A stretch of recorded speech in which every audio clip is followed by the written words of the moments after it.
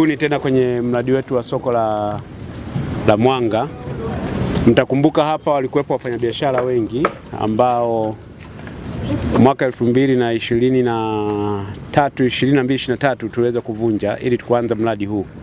Kwa hiyo mradi huu upo katika hatua hizi kama mnavyoziona, na tuna imani ya kwamba mkandarasi kwa spidi anayoendelea nayo, tuna imani ya kwamba wataenda kufanya kazi, wanaendelea kufanya kazi vizuri na watamaliza kwa wakati. Lakini kubwa ambalo nalotaka kulisema ni faida ya mradi huu ndani ya manispaa yetu ya Kigoma. Mtakumbuka kwamba hapa tulikuwa na wafanyabiashara takribani 800 hadi 1000, lakini sasa hivi hapa wafanyabiashara tunaenda kwa accommodate hapa ni karibu 4000. Tutakuwa na vibanda 1000 ambavyo vitakuwa ni vibanda vya maduka, lakini tutakuwa na meza na meza na wafanyabiashara wengine ndogo ndogo, lakini tutakuwa na sehemu ya mabucha, tutakuwa na sehemu ya bucha za samaki, bucha za nyama za kawaida ya ng'ombe na nyama zingine, kasoro hizo zingine ambazo tunaweza kuzifahamu ambazo zinahitajika masoko maalum. Lakini ninachotaka kukisema, mradi huu unaenda kuinua mapato ya ndani ya manispaa. Kwa mwaka mmoja, wakati wafanyabiashara wale waliokuwepo kwa vibanda vilivyokuwepo tulikuwa tunakusanya kwa takriban milioni 450 kwa mwaka, lakini hapa tunaenda kukusanya bilioni 1.2. Kwa hiyo itakuwa na ongezeko kubwa sana la mapato ndani ya manispaa yetu. Kwa hiyo kumalizika kwa mradi huu itakuwa ni juhudi za serikali kuzifanya manispaa ziweze kujitegemea, kwa sababu mradi huu ni mradi ambao unafadhiliwa na Benki ya Dunia, lakini kwa sababu serikali iliamua kuuleta mradi huu ndani ya manispaa yetu, na lengo kubwa ni kuzifanya manispaa ziweze kujitegemea. Kwa hiyo sisi ukusanyaji wa mapato hapa, ongezeko hilo litaendelea kufanya manispaa yetu iendelee kusimama katika ukusanyaji wa mapato, lakini itasaidia. Lakini faida nyingine ni kwa wananchi, ya kwamba huduma nyingi sasa zitapatikana katika sehemu moja, kuliko mwananchi kwenda kuzurura na tafuta huduma nyingi zitapatikana katika eneo hili.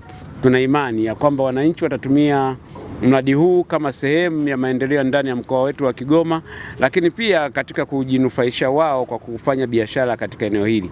Lakini kingine ambacho kipo, mtaona kwamba mradi huu tumejenga katika eneo ambalo ni la kimkakati. Itakuwa ni moja icon ndani ya Kigoma, kwa sababu unapoingia ndani ya mji wetu na manispaa yetu utakutana na hili jengo. Utaliona na litakuwa ni jengo ambalo litakuwa linavutia kiasi kwamba litakuwa ni sehemu ya pambo la mji. Kama miji mingine iliyoendelea, basi na sisi tunajivunia kuwepo kwa jengo hili, na imani ya kwamba wananchi wa Kigoma mradi huu utakapokamilika watafurahia. Lakini ndio hii Kigoma tunayoisema sasa. Kigoma sio ile Kigoma ile ya zamani, sio hii ya sasa. Asanteni. Pengine mkuu, utaratibu utakuwaje soko itakapokamilika? Mtachukua wale wafanyabiashara ambao walikuwa hapa awali au mtaanza kusajili upya? Labda niseme, na hili ninashukuru sana kwa swali hili, na kwa sababu ninasikia kuna watu sasa hivi wanaanza kufanya kampeni ya kupata vibanda humu, wanaanza kuwaona watu ya kwamba wanaweza wakasaidiwa kupata hivi vibanda. Jamani, tuliwavunjia watu hapa kwa masharti ya kwamba moja vitu watakavyokuwa wanaangaliwa ni wale waliokuwa na vibanda eneo hili. Kwa hiyo hili ndio la kwanza, lakini vibanda vitakavyokuwa vimebaki vitatangazwa kwa mfumo wa serikali, na sasa hivi tuna mfumo mzuri sana wa kiserikali ambao unaitwa Tausi. Vibanda vyote vitakavyotangazwa vitawekwa kwenye mfumo wa Tausi na watu wataviomba mle ndani bila kuangalia, wala mtu hahitaji kupitia kwa mtu wa aina yoyote kumsaidia kupata kibanda eneo hili. Ukisema Tausi kwa maana yani ni mfumo ambao unatumika katika malipo ya serikali. Kwa hiyo vibanda vyetu vyote tutavitangaza kwenye mfumo huu ambao unaitwa Tausi. Tutavitangaza na mtu yeyote atakayevihitaji ataviona kwenye mfumo wa Tausi na ataselect kibanda anachokihitaji na atapewa kama atakuwa amepata, na atalipia kupitia kwa huo mfumo. Kwa hiyo itakuwa haina haja ya kuonana na mtu yeyote.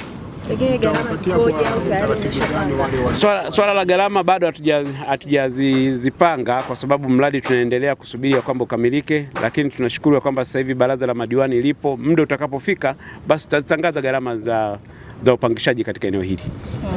Neno lako la kuwatoa hofu wafanyabiashara wanaohofu gharama katika kurudi kwenye jengo la kisasa?